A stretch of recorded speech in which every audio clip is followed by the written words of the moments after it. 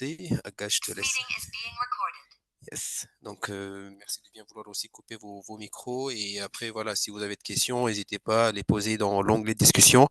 À la fin, on aura un temps d'échange sur lequel vous pouvez aussi, enfin, on peut aussi vous donner la parole si besoin.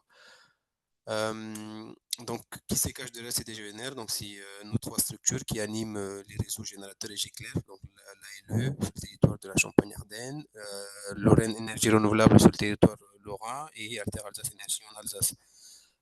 Toutes les trois structures, donc c'est des associations qui travaillent pour promouvoir les économies d'énergie et les ENR pour une région Grand Est 100% renouvelable.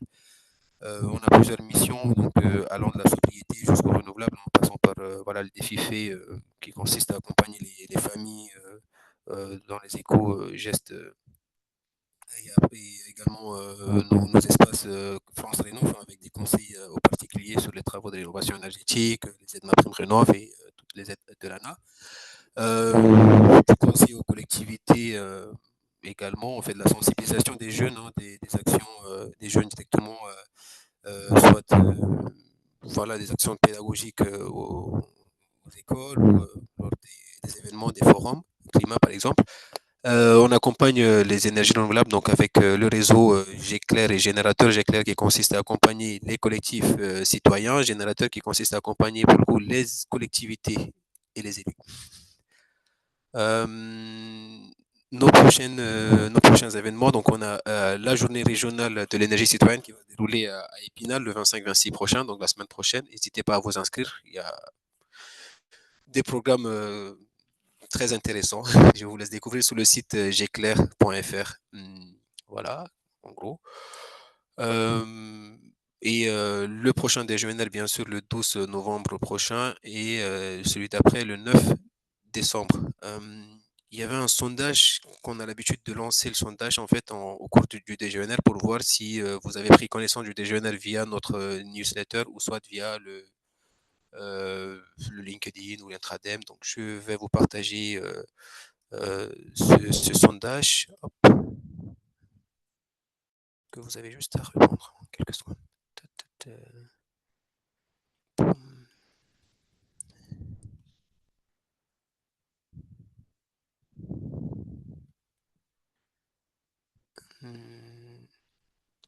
Agathe, tu sais lequel c'est? C'est le premier, c'est ça? Je pense que tu peux Parce que tenter j'arrive ce pas à le trouver. fenêtre. Ouais. Ah voilà, c'est ça, c'est le premier. Je vous laisse quelques secondes.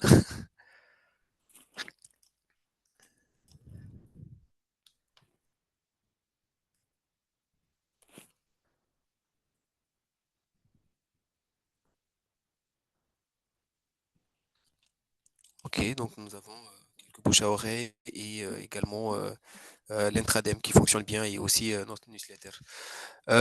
Donc nous allons passer à la présentation de Arthur Chaussard de Enogrid qui va nous présenter le projet de Saint-Julien-les-Villas avec voilà, une petite introduction sur l'autoconsommation collective. Donc je te laisse Arthur faire le partage d'écran et prendre la main sur la présentation. Hop, j'arrête le mien. Parfait, merci pour cette petite introduction. N'hésitez pas à me dire si vous avez des petits problèmes au niveau de, du son. Je ne sais pas si vous m'entendez bien. Et puis je vais vous partager mon écran. Alors, C'est parfait au niveau son. ok, parfait. Là, normalement, vous devriez aussi commencer à voir mon écran. Dites-moi si jamais c'est pas bon.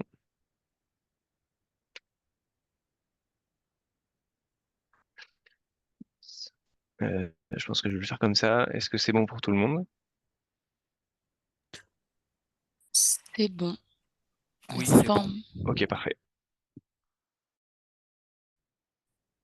Ouais, je sais pas si là, si je le mets en mode, si c'est comme ça, vous le voyez en mode plein écran, ou vous voyez plutôt l'écran de partage. On voit l'écran de partage avec les slides à côté. Et là c'est plutôt en mode Ah ouais. présentateur. Tu as la petite barre en haut. Ok, bah ouais. Sinon, je vais rester comme ça si ça vous convient. Oui, ça peut. C'est assez lisible. Oui. Ok, parfait. Bon, on va faire plus simple. Très bien. Eh ben, écoutez, merci déjà pour l'invitation. Je vais essayer de effectivement vous parler un petit peu du projet de Saint-Julien-les-Villas. C'est un peu un projet cas d'école, donc il y a pas mal de choses qui ont été faites. Un projet qui a été aussi assez évolutif, donc je pense que ça peut permettre de balayer pas mal de questions et de sujets autour de l'autoconso collective. Peut-être quelques mots avant de commencer sur Enogrid, juste pour présenter rapidement qui on est et puis d'où est-ce qu'on parle. Donc aujourd'hui, nous, on est une entreprise, on existe depuis 2018. On est 35 maintenant et on a deux casquettes. On est à la fois bureau d'études sur l'autoconsommation collective, vraiment je vais y revenir un peu, mais très centré sur l'autoconsommation collective. Et puis en parallèle, on développe aussi des solutions logicielles pour faciliter la mise en place de projets d'autoconsommation collective et à terme essayer d'accélérer le développement ces projets. Aujourd'hui, du coup, on a accompagné un peu plus de 380 projets à différents stades, et puis sur lequel je reviendrai un petit peu après. Mais voilà, c'est un logiciel qui permet de faire la gestion, et je crois qu'il y a un peu plus de 17 mégawatts crête qui tournent dessus. Pour préciser aussi notre positionnement, nous, on est vraiment centré sur l'autoconso collectif, donc c'est-à-dire qu'on on remplace pas un bureau d'études photovoltaïques, on va pas faire d'études de structure, d'études de photovoltaïque précisément. Euh, on va pas non plus installer les moyens de production, on est vraiment centré sur de contenus qui sont accessibles gratuitement à regarder tout ça. Peut-être quelques mots sur l'autoconsommation collective. Je vais essayer de faire court parce que je pense que vous êtes un public averti. Mais après, n'hésitez pas non plus à poser des questions s'il y a besoin de préciser certaines choses ensuite. Donc l'autoconso collective, quelques obligations réglementaires. On va avoir besoin d'une personne morale organisatrice. Ça, je pense que c'est clair pour tout le monde.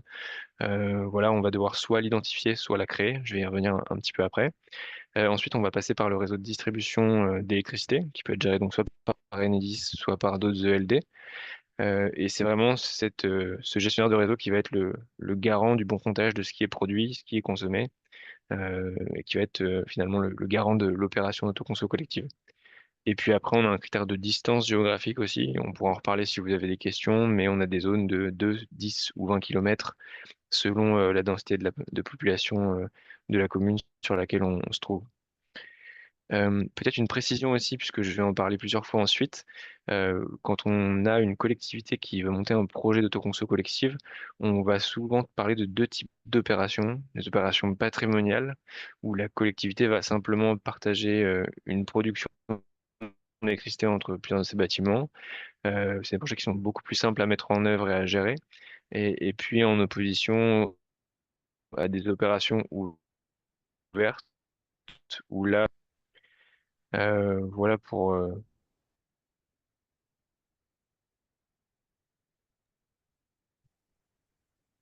Excuse-moi Arthur, on t'entend plus.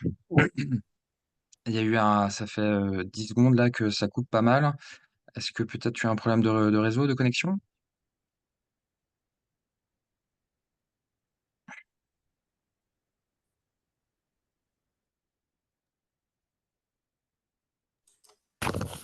Je crois qu'on a perdu Arthur.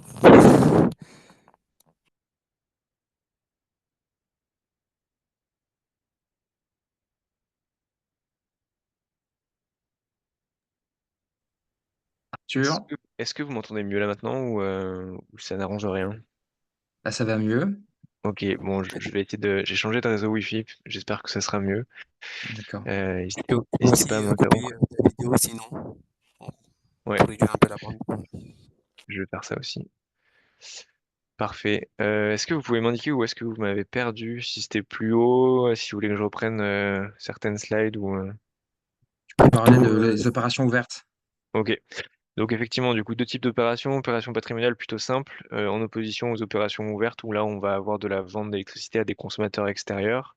Donc une opération qui est un peu plus complexe à mettre en œuvre. Il y a plusieurs documents contractuels à mettre en place et qui va aussi nécessiter un peu plus de gestion une fois que le projet est en route.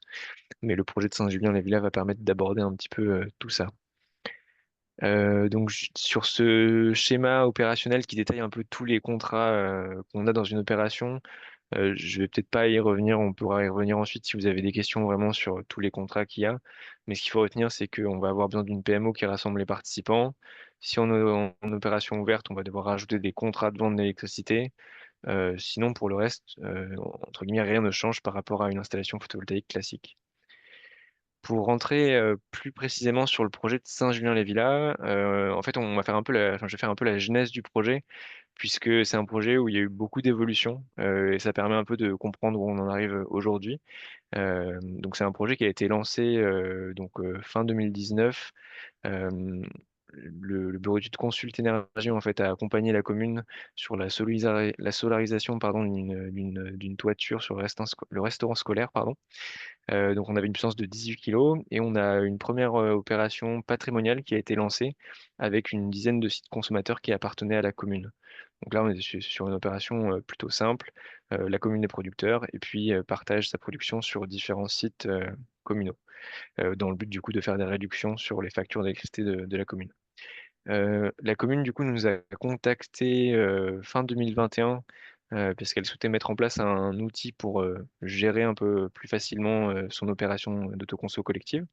Donc nous, on a commencé par mettre en place EnnoPower fin 2021.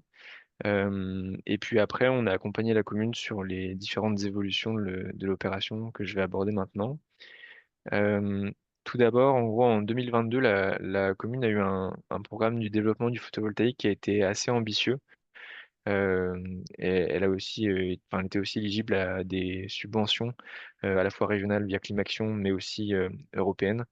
Avec un programme finalement assez ambitieux et un projet d'installation de 7 nouvelles centrales pour un peu plus de 800 kW crête installées. Il y avait aussi un projet de réflexion sur l'ajout de batteries pour essayer de maximiser justement le taux d'autoconsommation de ces installations.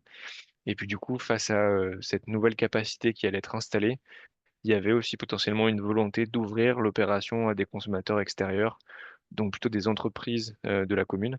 Mais voilà, c'était un questionnement qui était présent chez la commune. Nous, ce qu'on pouvait proposer justement, c'était de modéliser ça, donc modéliser ces nouvelles installations qui allaient être installées, les batteries, voir ce que ça allait pouvoir produire par rapport à la commune et quelle consommation on allait pouvoir couvrir. Et puis aussi, on les a accompagnés sur la définition de prix de vente, parce que l'idée, c'était, voilà, on avait identifié quelques consommateurs qui pouvaient potentiellement acheter de l'électricité produite par la commune de Saint-Julien, mais il fallait aussi fixer un prix. C'est un élément important de ce type de projet. Donc, on les a accompagnés sur ce sujet. Donc là, on est en mai 2022. Ensuite, on a fait toute la phase de mise en œuvre du projet et du coup, le projet est toujours en train de vivre, hein, j'y reviendrai un peu après, mais ça a commencé en août 2023. Donc là, on a plusieurs choses qui ont été nécessaires. D'abord, on a créé une PMO, donc Saint-Julien Énergie, qui a pour but de rassembler du coup tous les participants de l'opération, puisqu'on voulait intégrer des consommateurs extérieurs. Donc la commune ne pouvait plus être PMO de l'opération avec cette intégration de consommateurs extérieurs. On a aussi mis en place du coup des contrats de vente d'électricité entre la commune qui est productrice et puis ses consommateurs extérieurs. On avait aussi un sujet par rapport à la vente du surplus final. Donc en gros, on a une centrale qui va produire de l'électricité. Parfois, on est en autoconsommation individuelle. Ensuite, l'électricité est injectée sur le réseau et utilisée dans cette opération d'autoconsommation collective. Donc elle va être consommée par les bâtiments de la commune. Elle va être ensuite consommée par ses consommateurs extérieurs. Mais après, en fait, il reste une part de la production qui n'est pas utilisée. C'est un projet du coup qui a aussi bénéficié de subventions à l'investissement, donc via Climaction et puis le fonds européen. Donc on n'était pas éligible au système de subvention classique qui est celui du S21 via EDF obligation d'achat. Donc on avait obligation de trouver un autre acheteur de surplus, un autre responsable d'équilibre. Donc c'est aussi un sujet qu'il faut avoir en tête quand vous bénéficiez de subventions Climaction. Et puis enfin d'un point de vue un peu plus pratico-pratique, une fois que ces documents contractuels avaient été mis en place, il a fallu ajouter les participants à l'opération. Donc ça s'est fait progressivement, hein. On a ajouté les entreprises et puis après les nouvelles installations de production ont été ajoutées progressivement selon leur date de raccordement. Euh, et après le dernier sujet, c'était aussi de réfléchir sur la répartition de l'électricité, puisque historiquement on avait juste une centrale qui appartenait à la commune et puis des sites communaux, donc il n'y avait pas vraiment de sujet. Tout allait à la commune. Avec l'ajout de ces consommateurs extérieurs, se poser la question, bah, voilà, il faut garantir quand même que l'électricité qui est produite par la commune aille en priorité, pardon, à des sites qui sont communaux. Et puis ensuite, s'il y a un surplus, qui puisse alimenter des consommateurs extérieurs. Voilà un peu tous les sujets liés à la mise en œuvre de l'opération. Ce qui m'amène du coup à une slide un peu de synthèse pour vous récapituler un peu les enjeux sur ce projet-là. Donc dans le contexte, c'est un des premiers projets qui a été fait en autoconsommation collective. Je crois que c'est la 38e opération à l'échelle nationale et le premier en région Grand Est. Faut garder en tête que c'est quand même un projet qui a bénéficié de pas mal de subventions, que ce soit régionales ou européennes, ce qui permet notamment de financer la mise en place de batteries, puisque les batteries, voilà, on a quand même toujours des difficultés à trouver un équilibre économique si on bénéficie pas de subventions. Donc c'est aussi pour ça que c'est un projet d'ampleur avec beaucoup de centrales photovoltaïques et puis des batteries, mais ça permet du coup d'avoir des résultats qui sont très intéressants en termes de couverture des besoins à la fois de la commune et puis des industriels. Euh, on avait du coup plusieurs objectifs. Initialement, plutôt une réduction de facture de la commune. Et puis après, avec l'ajout de nouveaux moyens de production, essayer de valoriser la production qui allait être faite de manière assez locale. Donc, c'est des objectifs auxquels voilà, la commune a plutôt répondu et qui sont aujourd'hui remplis. Euh, du coup, on a pour l'instant une seule entité qui est productrice, c'est la commune, avec un peu plus de 890 kW qui vont être raccordés. Enfin, je crois que tout est raccordé, mais c'est pas encore forcément tout intégré dans l'opération d'autoconsommation collective. Les dernières centrales sont en cours d'ajout. Et puis du coup, si on regarde le tableau final, aujourd'hui, du coup, on a 68 compteurs de la commune. C'est un nombre qui est assez élevé, mais c'est parce que ça inclut aussi l'éclairage public. Et puis on a 4 entreprises privées pour qui c'est une réelle plus-value aussi, puisque ça représente une part importante, enfin, une part non négligeable de leur consommation et en tout cas une part importante de la production qui est faite sur ces centrales-là. La PMO, du coup, on en a déjà parlé, mais c'est Saint-Julien Énergie qui va regrouper tous les participants.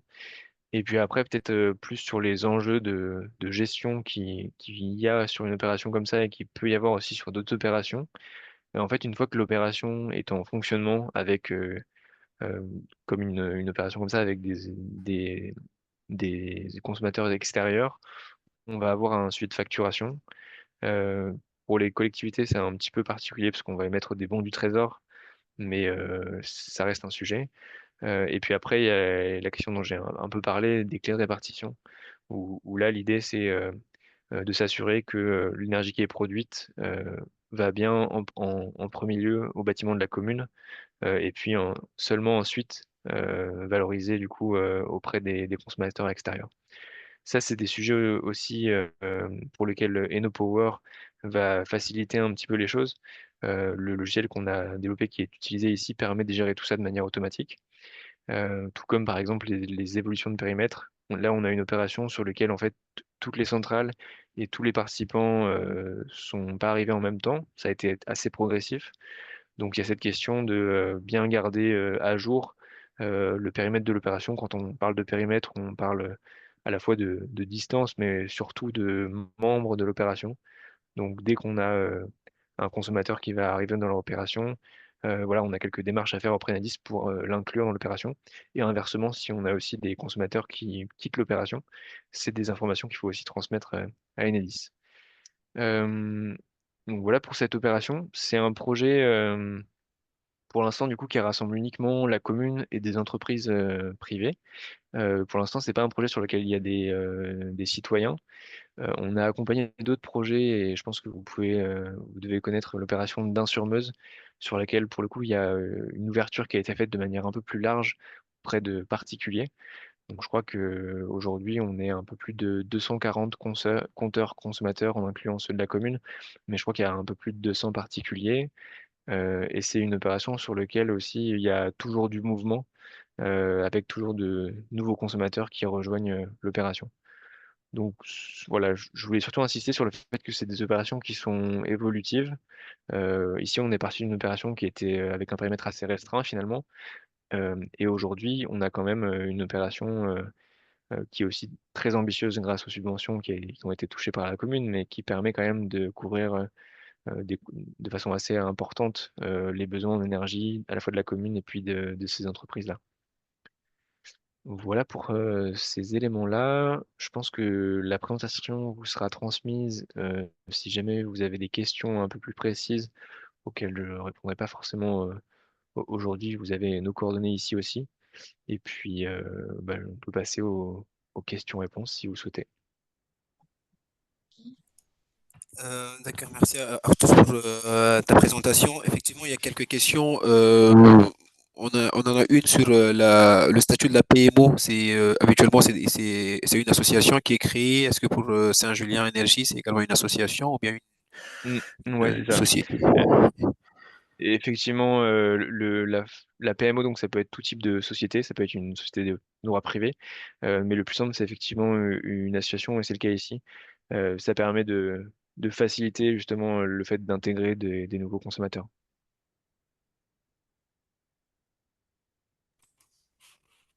D'accord. Et il y avait également une autre question sur les batteries. Donc, est-ce qu'elles ont été intégrées dans le projet? Elles sont toujours, enfin, elles sont raccordées aussi avec le projet. Enfin, elles permettent de stocker actuellement ou bien c'est pas encore mis en place les batteries vu que ça Non, non, faisait partie aujourd'hui, du projet. alors, je sais pas si elles sont déjà. Il me semble qu'elles sont pas forcément encore mises en place, mais elles sont en cours de raccordement. En fait, c'est sur cette installation du gymnase où c'est en cours de finalisation. Et l'idée, du coup, c'est que ces batteries permettront de couvrir, je crois que c'est à peu près 40%, notamment des besoins en éclairage public, par exemple. Donc en gros, on arrive à des taux d'autoconsommation sur tous les bâtiments communaux qui sont selon les bâtiments, entre 35 et 70%, des taux d'autoproduction, pardon. Donc ça couvre très largement les besoins communaux. Et le fait d'avoir inclus ces batteries, ça permet notamment de couvrir des consommations qui ont lieu la nuit, par exemple. D'accord. Il y avait une question sur l'intégration patrimoniale des sujets liés à la proximité des monuments historiques ou les périmètres des ABF, quoi. Est-ce que vous avez rencontré enfin, des questions liées à ces enjeux-là? Alors ça, c'est des enjeux qui effectivement vont être présents de manière générale, hein, toutes les installations photovoltaïques. C'est pas forcément, enfin c'est pas lié à l'autoconsommation collective. Je ne saurais pas vous répondre précisément sur chaque installation, mais effectivement, c'est des enjeux qui, indépendamment de l'opération de l'ACC, doivent être pris en compte et du coup peuvent modifier un peu la phase du projet, mais je n'ai pas le détail sur ce projet-là, sur la partie photovoltaïque.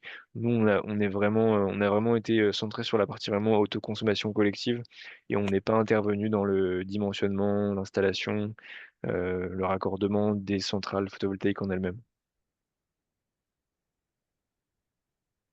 D'accord, donc ça fait un peu lien avec enfin, la question suivante qui demandait le temps de la conception jusqu'à la mise en production. Donc il y avait effectivement eu une première installation de 18 kW crête avant que l'opération d'ACC soit lancée.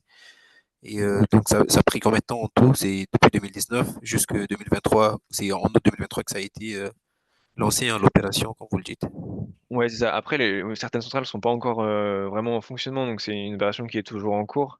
Après, là, c'est une opération qui est particulièrement complexe, qui s'est fait aussi en plusieurs phases, qui était aussi très ambitieuse, avec du coup l'installation de batteries. C'est quelque chose qu'on voit quand même assez rarement. Donc là, c'est une installation qui s'est vraiment, enfin, une opération dont la mise en place s'est un peu étalée dans le temps. Après, en termes de temps de mise en place, ça peut être aussi beaucoup plus court. Pour une opération patrimoniale très simple, vous pouvez garder en tête que, en gros, en 3 mois, ça peut être fait.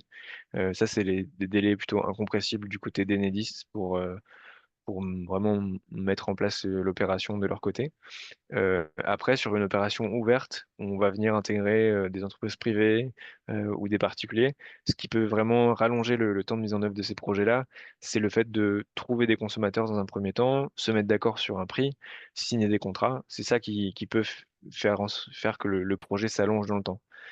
Mais après, si tous les consommateurs sont déjà identifiés, sont déjà favorables au projet, finalement, en termes de temps de mise en place, ça peut être aussi très court et on peut, en 6 mois, arriver à monter un projet.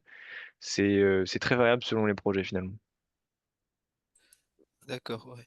Et Donc c'est la commune, enfin, la commune, elle fait partie du CA, de l'association, ou bien c'est elle qui gère carrément la PMO? Alors là, c'est la commune qui a aussi ce rôle de PMO, qui porte un peu le projet. Souvent, en fait, la PMO, donc c'est effectivement, c'est une question qui est assez intéressante parce que souvent, il faut distinguer, enfin, c'est important de distinguer le rôle de producteur et de PMO, puisque le producteur donc, va avoir vraiment un rôle qui est lié à la production photovoltaïque. Donc, il va vendre l'électricité aux différents participants, il va vendre le surplus qui n'est pas consommé à un responsable d'équilibre, un acheteur de surplus. Je vais revenir sur cette slide-là. La PMO, une fois que l'opération est en fonctionnement, il y a d'autres obligations et un autre rôle. C'est le fait de fixer les clés de répartition. Donc là, ça incombe à la PMO de transmettre la répartition de l'électricité à Enedis. C'est la PMO aussi qui, pour initialiser l'opération, signe la convention d'autoconsommation collective. Et puis, c'est aussi la PMO qui va informer Enedis sur un changement du périmètre de l'opération. Donc, si jamais on a un consommateur qui entre ou qui sort, c'est à la PMO de transmettre ces informations à Enedis. Donc ça, c'est des rôles qui est important de distinguer. C'est pas la PMO qui vend, par exemple, c'est une confusion qui arrive parfois. C'est pas la PMO qui vend l'électricité au consommateur. Parfois, elle peut facturer au nom des producteurs, mais c'est pas elle qui vend vraiment l'électricité qui est produite. Donc c'est deux rôles différents. Souvent après, le rôle de PMO va être aussi porté par le producteur, puisque c'est finalement l'entité qui a fait les investissements, qui dégage aussi un revenu par rapport à ça. Donc souvent, c'est un rôle qui peut être porté par le producteur. Après, par exemple, on a dans certains départements des syndicats d'énergie qui vont proposer à des communes d'être PMO pour le compte de communes, du coup, donc d'essayer de faciliter les opérations des communes de leur territoire. C'est aussi le cas, par exemple, pour des agglomérations, des communautés de communes. Donc voilà, c'est important de distinguer ces deux rôles-là, mais souvent, ça va être quand même la même entité derrière. D'accord. Et tout à l'heure, vous parlez de que la commune, elle privilégiait d'abord ses bâtiments avant d'envoyer le surplus vers d'autres consommateurs. Est-ce qu'ils ont Ouais, fait un choix d'une clé de répartition plutôt dynamique, personnalisée dans ce cas-là? Ou, exactement. Effectivement, ce genre de choses est possible uniquement via la mise en place d'une clé de répartition dynamique personnalisée.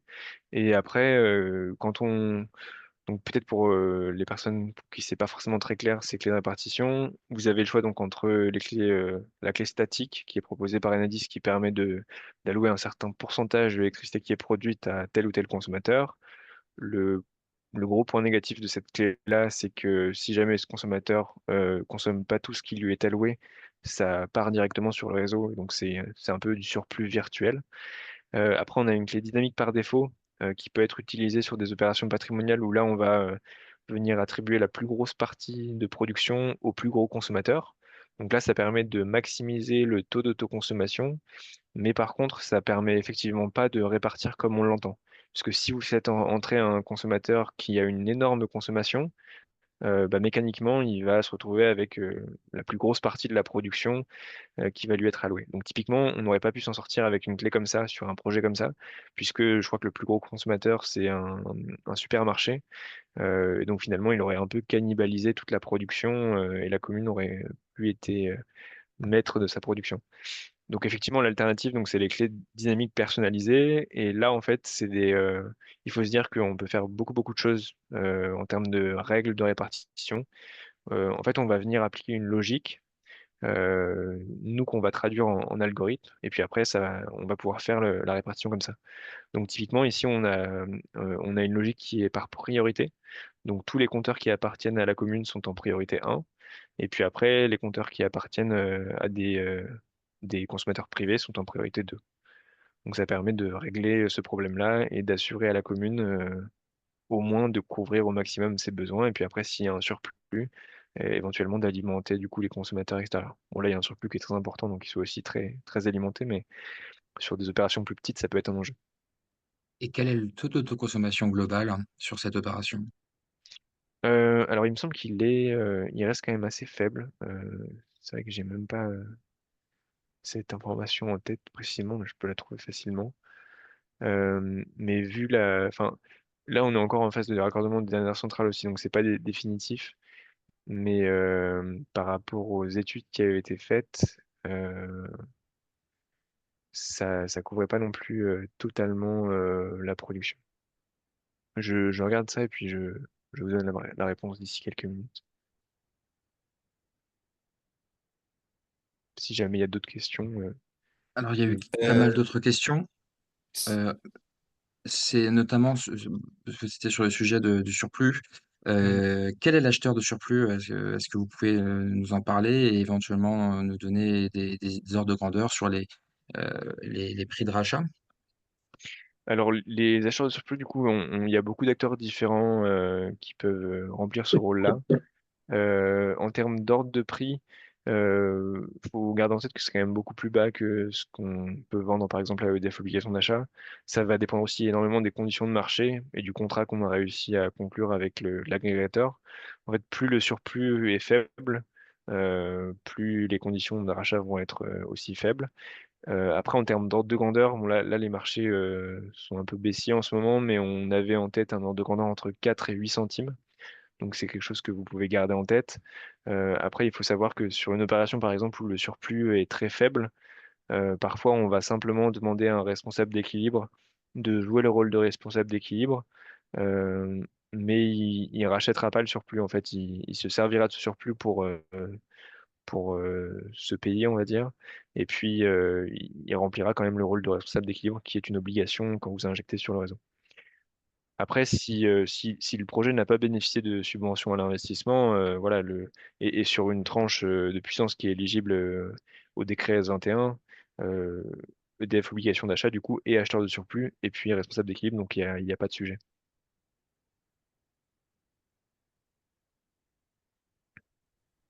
René, j'avais noté les questions. et- Je peux enchaîner d'accord. sur, Et si tu veux. ça fait le lien aussi avec la facturation de l'électricité. Donc la commune, elle facture, enfin, elle fait plutôt une facturation mensualisée. Enfin, le producteur, donc qui est pour notre cas là la commune, euh, elle fait une facturation plutôt mensualisée ou annualisée, comme EDF, obligation d'achat. C'était une question qui venait Alors de ça, m'ajouter. c'est très libre.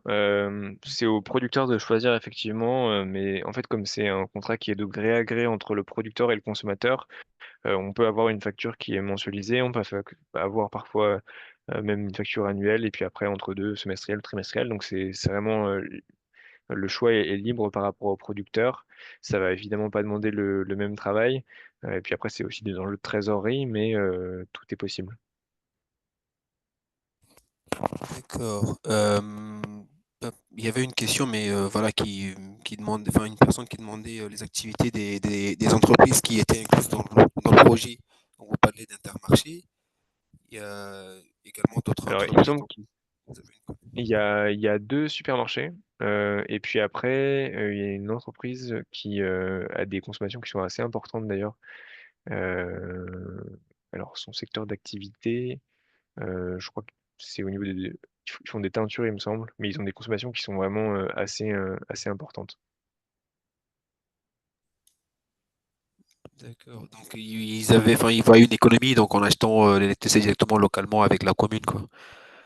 C'est ça. Euh, Et pour vous d'accord. donner des ordres de grandeur en termes de taux autoproduction, pardon, ça couvre, il y a un consommateur qui arrive quand même à couvrir 25% de sa consommation globale, donc c'est quand même assez important. Et est-ce qu'il y a des prix différents qui ont été faits selon la typologie des consommateurs dans le cadre de l'opération d'autoconso? Hum, Effectivement, sur les prix, du coup, c'est des choses qu'on peut faire. Comme c'est des contrats agréés, on peut faire des choses qui sont assez libres. Euh, on voit parfois, par exemple, des prix qui vont varier selon la durée d'engagement. Donc ça, c'est faisable. En fait, théoriquement, on peut avoir un prix différent par consommateur sur une opération comme ça. Ce qu'on voit parfois, c'est un prix par type de consommateur. Et puis après, des prix aussi par durée d'engagement, puisque l'intérêt pour le producteur, c'est d'essayer d'avoir un contrat qui est le plus long possible. Donc pour ça, parfois, le producteur va faire un prix dégressif en fonction de la durée d'engagement.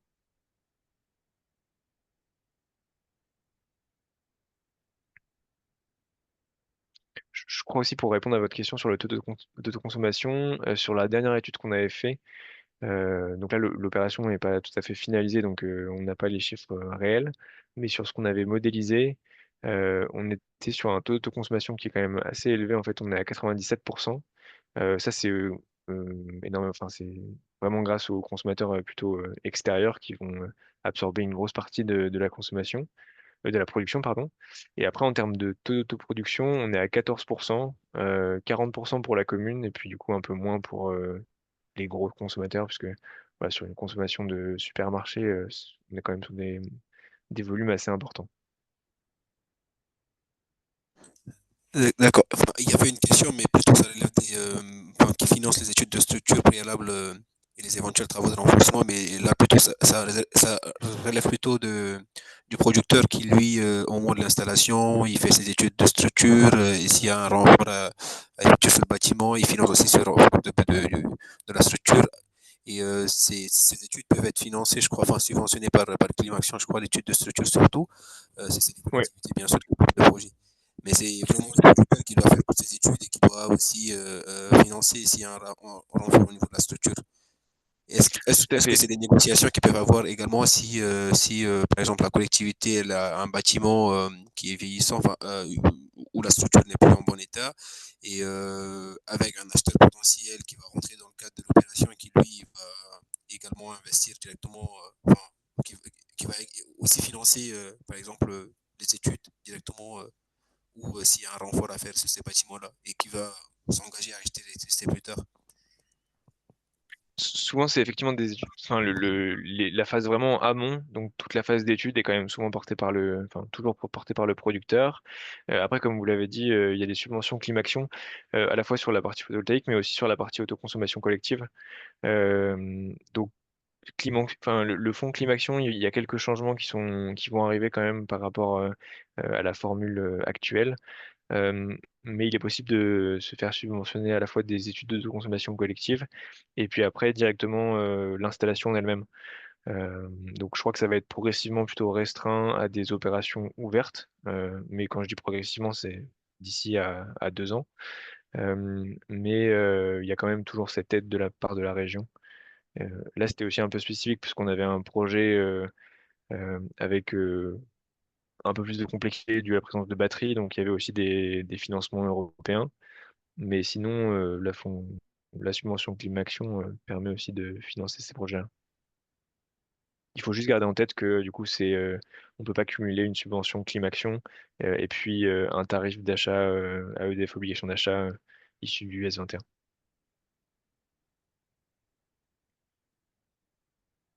Il y avait juste quelques questions supplémentaires par rapport aux batteries. Une question sur le coût des batteries, donc un ordre de grandeur peut-être. Euh, Euh, ouais. je vous en prie. Au, au niveau du coût des batteries, alors je ne voudrais pas dire de bêtises non plus, mais on est sur des coûts qui étaient quand même assez importants et qui approchaient le million d'euros qui était financé en grande partie par rapport à enfin, grâce à ces subventions-là. Euh, mais voilà, c'était un projet en termes à la fois de puissance photovoltaïque, puisque là on n'est pas loin du mégawatt crête installé non plus, et puis des batteries, c'était un coût assez important.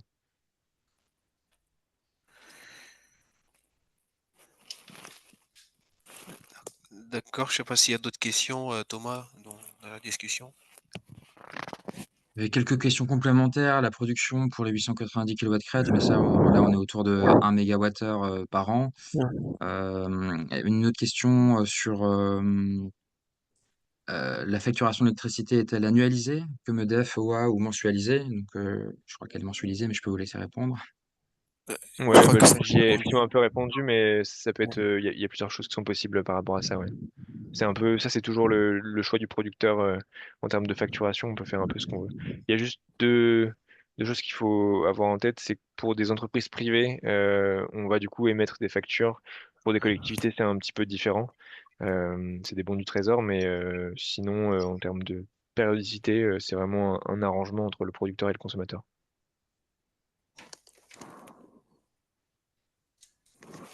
Ok, donc merci Arthur pour la présentation, les réponses aux questions et tout ça. Et donc merci à tout le monde d'avoir participé.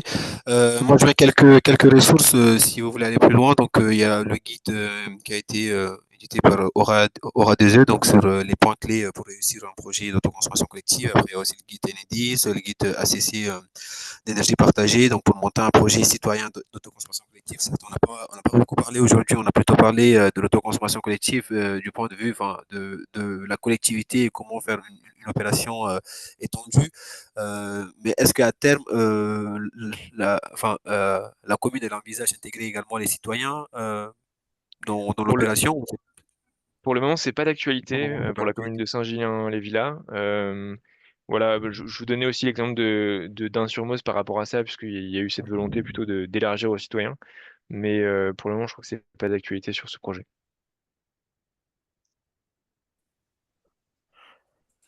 D'accord, ok. Bah, on attend. Peut-être que ça va Ouais, évoluer.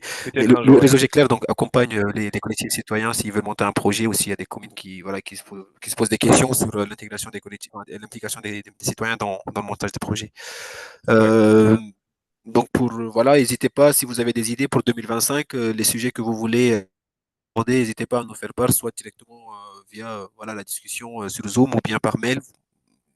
Voilà, vous nous notez soit via notre site internet ou par mail directement si vous avez des sujets que vous voulez qu'on aborde en 2025. On est en train de mettre en place le planning 2025, donc des thématiques qu'on va aborder lors des prochains DGNR. Euh, voilà, donc on a terminé, on arrive à bout. Les présentations vous seront mises à disposition sur nos sites internet Géclair ou Générateur et également sur YouTube. On va mettre en ligne le replay. Merci Arthur encore pour cette présentation et merci à nos participants participantes. Merci à vous pour la proposition et puis pour les questions intéressantes.